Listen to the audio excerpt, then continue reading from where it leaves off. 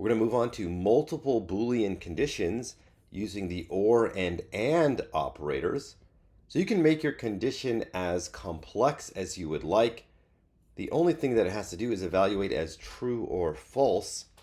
So let's take this simple case over here where we want to test whether a number is even and between 50 and 60. So before we write an if statement, we'll just have some number over here. And let's just set it equal to 56. And let's say we want to test whether or not it is even between 50 and 60, which it is. Before writing an if statement, we're just going to create the condition.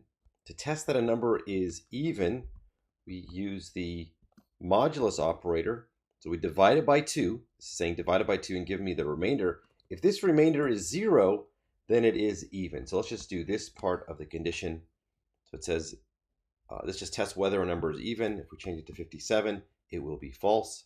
Let's put it back to 56. So it's got to be even and it's got to be between 50 and 60. So one way to do this is saying x is greater than 50 and x is less than or equal to 60, like this.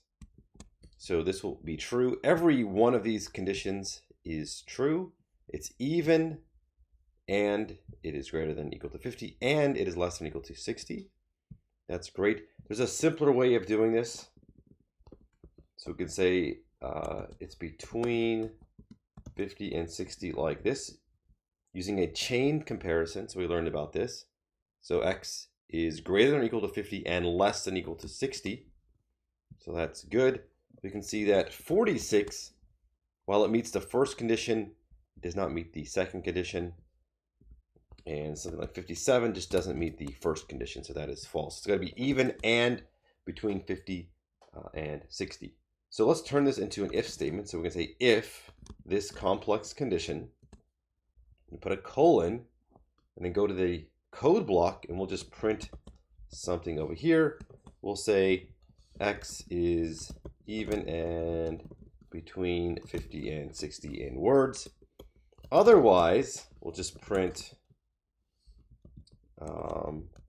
x is, we'll just say not interesting for now. Okay, so 56 is even and between 50 and 60. So here I'm just using an if else. So the else will get triggered if it just doesn't meet this criteria. Make it 57.